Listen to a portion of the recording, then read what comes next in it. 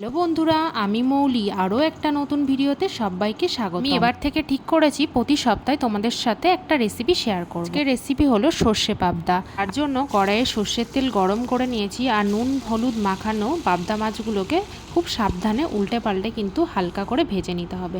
আর মাছগুলো ভাজার সময় কিন্তু প্রচণ্ড ছিটকায়, আর আমি অনেক ভয়ে ভয়ে সাবধানে কিন্তু মাছগুলো ভেজে তুলে রেখেছি। আর এখানে আমি একটা পাত্রে কাজু আর পোস্ত ভিজিয়ে রেখেছি, আরও একটা পাত্রে দু রকমের সর্ষে আর কাঁচা লঙ্কাও ভিজিয়ে রেখেছি। ভাজা হয়ে গেলে যে তেলটা রয়েছে ওই তেলের মধ্যে কালো জিরে আর কাঁচা লঙ্কা ফোড়ন দেব।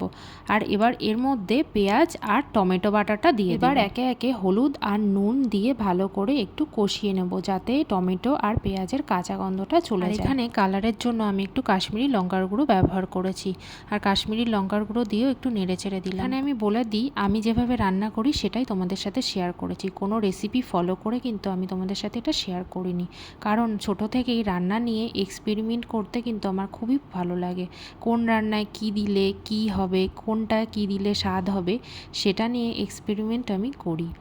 আর যেটা ভালো লাগে, যেই মশলাটা রান্নায় দিলে ভালো লাগে, সেটাই আমি ভিডিওর মাধ্যমে তোমাদের সাথে শেয়ার করি। দু রকমের সর্ষে, কাঁচা লঙ্কা, কাজু, পোস্ত যে মশলাটা করে রেখেছিলাম ওটাই এর মধ্যে দিয়ে দিলাম, আর দিয়েও কিন্তু ভালো মতো কষিয়ে নেব, যাতে মশলার কাঁচা গন্ধটা না থাকে। তোমরা চাইলে এখানে কিন্তু একটুখানি চিনিও ব্যবহার করতে পারো, কারণ চিনি দিলে কিন্তু টেস্টটা আরও ভালো আসে। আমি চিনিটা আজকে ব্যবহার করিনি, অন্যদিন যেদিন রান্না করি সেদিনকে চিনি একটু হলেও দিই। তোমাদের সাথে কথা বলতে বলতে মশলা আমার কষানো কমপ্লিট।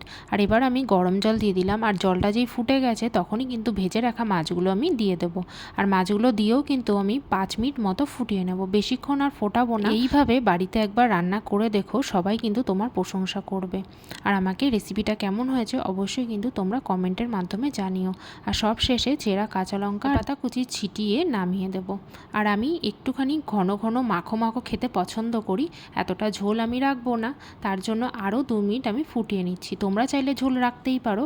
আর গরম ভাতের সাথে একবার খেয়ে দেখো, এক থালা ভাত কিন্তু কখন ফুরিয়ে যাবে টেরও পাবে না। তাহলে আজকের মতো ভিডিওটা এখানেই শেষ করছি, আবারও দেখা হবে অন্য কোনো ভিডিওতে। ততক্ষণের জন্য সবাই ভালো থেকো, সুস্থ থেকো।